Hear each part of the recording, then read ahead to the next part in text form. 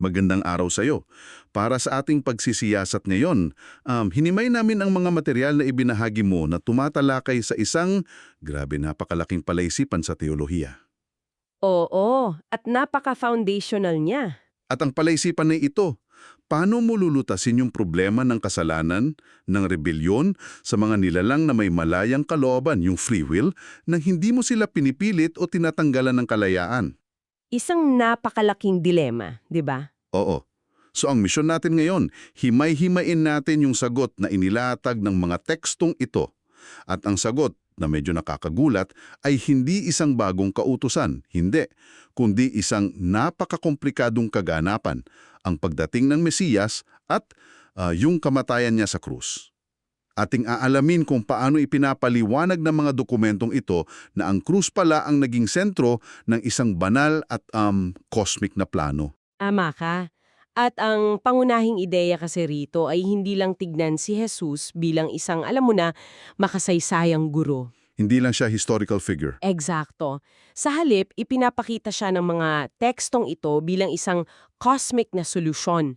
Bawat hakbang na ginawa niya, mula sa pagiging tao, sa mga turo niya hanggang sa huling hininga niya sa krus, ay isang parang kalkuladong bahagi ng isang mas malaking estratehiya. Isang grand strategy. Oo, isang grand strategy para ayusin yung problema ng free will na tatalakayin natin ng mas malalim. Sige, himay-himay natin yan.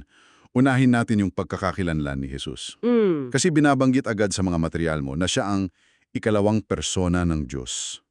Ang manlilikha na umiiral sa lahat ng lugar at panahon. Omnipresent, kumbaga? Oo, pero pinili niyang maging isang limitado at mortal na nilalang. Kung iisipin mo parang hari na nagboluntaryong maging alipin. Ang tanong ay, bakit? Kung siya na ang may-ari ng lahat, bakit kailangan pa niyang dumaan sa proseso para manahan ang trono? Hindi ba pwedeng kunin na lang niya? At dyan pumapasok ang isang napakahalagang konsepto sa mga binasa mo. Yung legalidad at pagiging lehitimo sa paningin ng buong sangnilika. Ah, okay. Kasi ang paliwanag dyan, hindi ito basta pagpapakita ng raw power o dahas.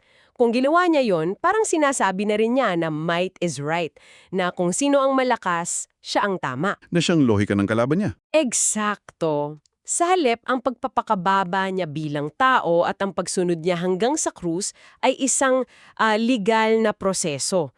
Sa pamamagitan nito, kinita niya o naging karapat-dapat siya na manahin ang trono, ang pangalang Jesus at yung kapangyarihan ng paghatol. Parang pinapakita niya na kahit ang Diyos sumusunod sa sarili niyang datas ng katarungan. Ah, gets ko.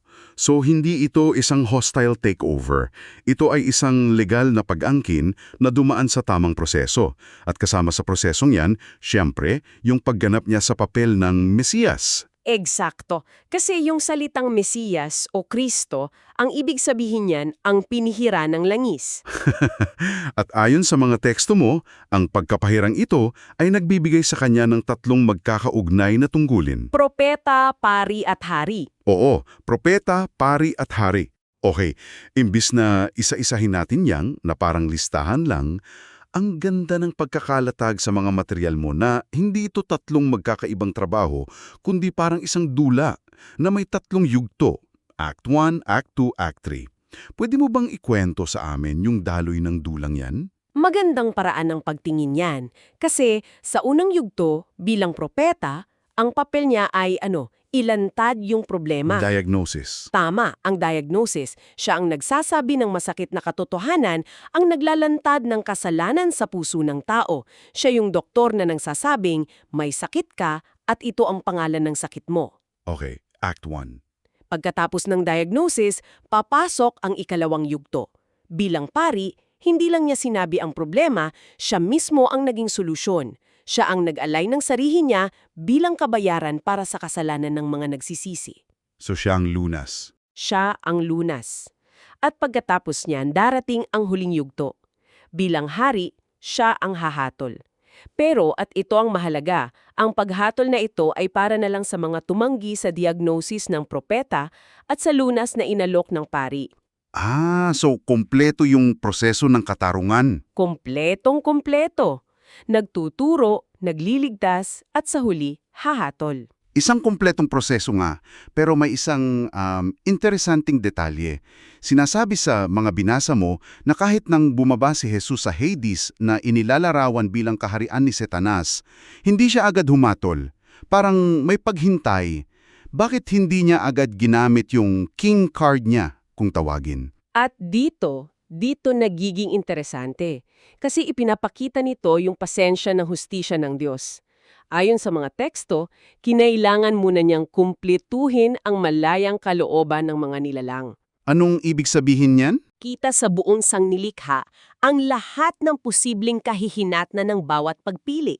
Ang epekto ng bawat desisyon? Oo, ang resulta ng pagsunod sa Diyos at yung sukdulang resulta ng pagsuway. At kang krus, bali, ang nagsilbing pinakatampok na ebidensya sa korte ng kalawakan para patunayan kung bakit kailangang hatulan si Satanas. Kung ganoon, ang tatlong papel na iyan ay ang dula at ang krus ang nagsilbing entablado kung saan lahat ito nangyari. At base sa mga binasa mo, ang nangyari sa entabladong iyon ay higit pa sa pagpapatawad lang ng kasalanan. Inilalarawan ito na parang isang legal na proklamasyon na may 4 na malalaking punto. Buksan natin ang mga puntong yan isa-isa. Ang una, yung pagpapatunay sa pag-ibig ng Diyos. Ito siguro ang pinakapamilyar sa lahat. Ang argumento ay simple pero grabe, napakalalim. Ang kabayaran para sa kasalanan ng sangkatauhan ay hindi ginto o pila kundi ang Diyos mismo. Ang manlilikha, Ang manlilikha ang nagbayad para sa pagkakamali ng kanyang nilikha. Sa paraang ito, wala nang sino man ang makakapagsabi na hindi sila mahal ng Diyos. At ang inaasahang resulta, ayon sa teksto, ay kapag naranasan ng isang nilalang ang ganitong klase ng pag-ibig, matututo siyang umibig pabalik.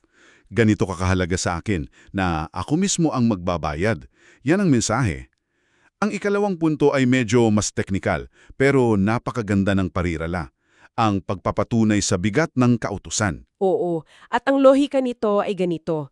Kung ang mismong Diyos ang kinailangang mamatay para pagbayaran ang paglabag sa kanyang kautusan, nangangahulugan ito na ang kautusan ay nagtataglay ng bigat na katumbas ng buhay ng Diyos. Wow! Hindi na ito isang simpleng listahan lang ng mga bawal na pwedeng baliwalain. Teka, gusto kong huminto dyan sandali ha. Bigat ng kautusan. Grabe, napakabigat nga ng implikasyon yan. Ibig sabihin, ang bawat utos, gaano mang kariit sa tingin natin, may halagang katumbas ng buhay ng Diyos. Parang binabago nito ang buong pananaw natin sa mga simpleng rules and regulations. Gano'n na nga, hindi na ito basta-basta. Oo. At direktang konektado dyan ng ikatlong punto, ang pagpapatunay sa hustisya ng Diyos. Ipinapakita nito na ang katarungan ay ganap, na hindi pwedeng magkaroon ng shortcut.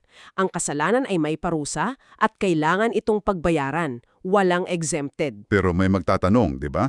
Hindi ba pwedeng patawarin na lang? Bakit kailangan pa ng kabayaran? Hindi ba't mas maawain yon? Iyan ang isang mahalagang tanong na sinasagot ng mga material mo. Mula sa pananaw nito, ang pagpapatawad na walang kabayaran ay hindi awa. Inhustisya yun. Isipin mo na lang may isang taong pumatay sa pamilya mo. Tapos sinabi lang ng hukom, pinapatawad na kita, malaya ka na nang walang anumang parusa. Katarungan ba yon? Hindi. Ang ipinapakita sa krus ay yung perpektong balanse. Ang parusa ay ibinigay, pero ang mismong hukom ang tumanggap ng parusa para sa nagkasala. Ang hustisya na isagawa, ang awa na ipakita. Wow.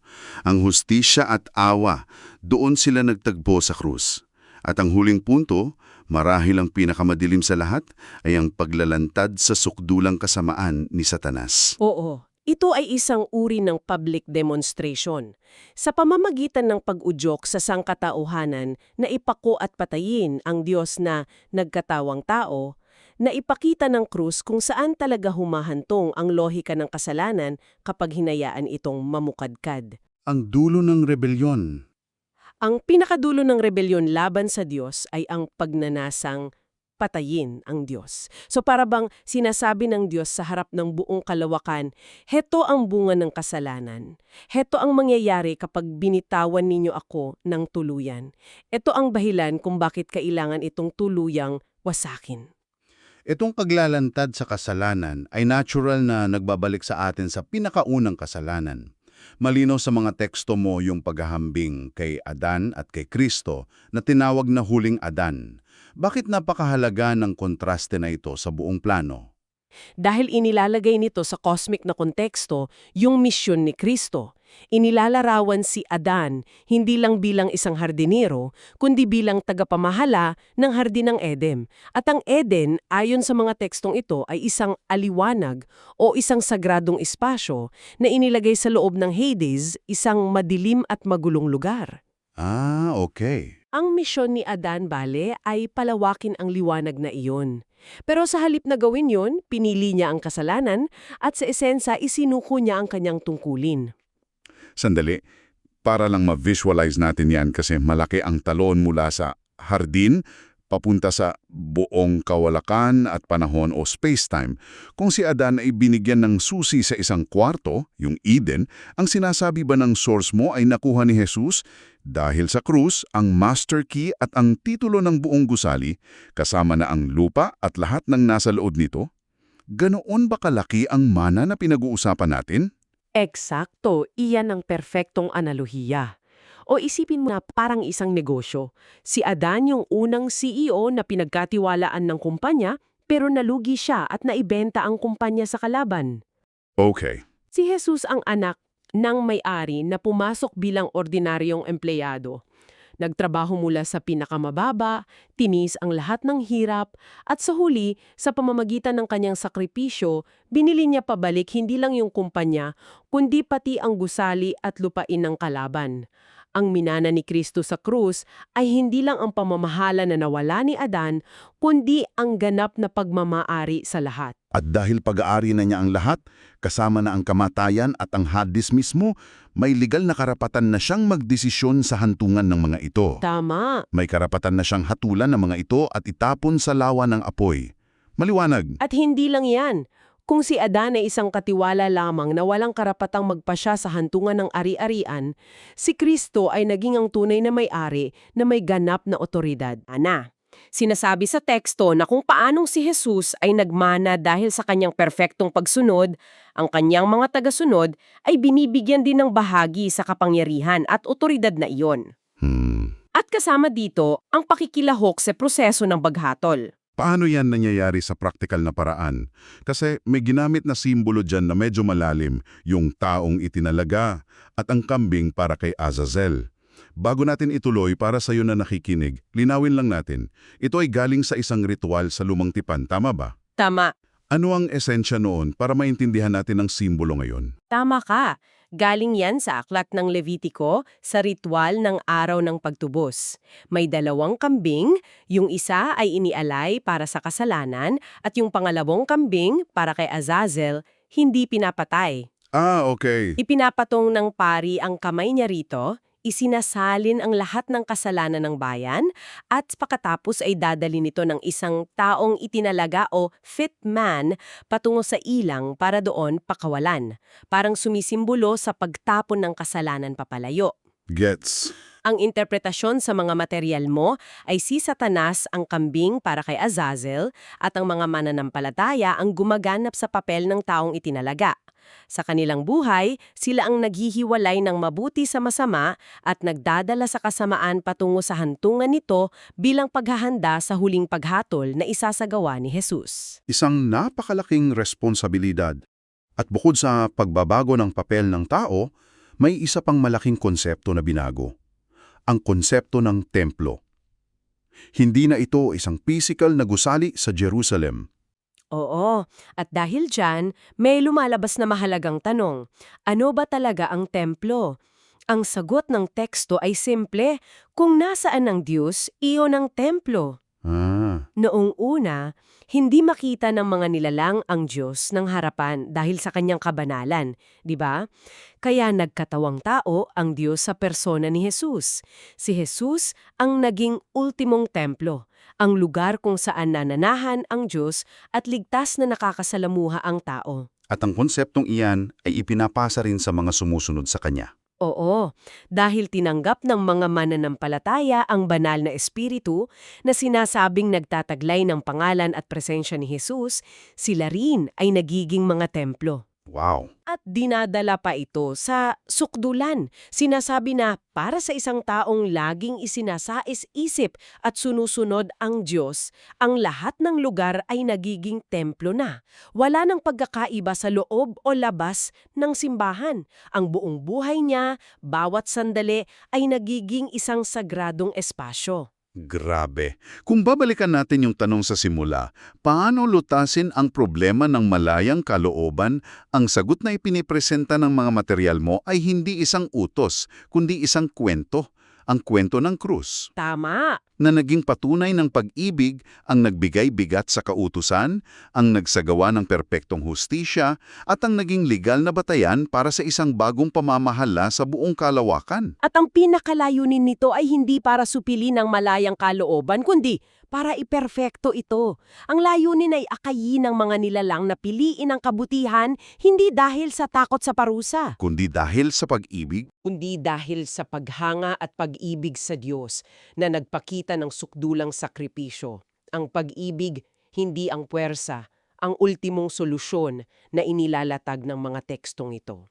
at para sa ating pangwakas na kaisipan para sa iyo, binanggit sa teksto na kinumpleto ng Diyos ang pangalang Yahweh na inilalarawan dito bilang pangalan ng paghatol at ginawa itong Jesus, isang pangalan ng kaligtasan.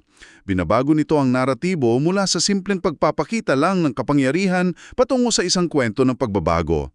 Ang tanong na iniiwan namin sa iyo ay ito: ano kaya ang tunay na ibig sabihin na ang hustisya at paghatol ay hindi basta pinalitan ng kaligtasan, kundi kinumpleto nito? Paanong ang kaligtasan ang nagiging kaganapan ng hustisya? Isang bagay na maaari mong pag-isipan.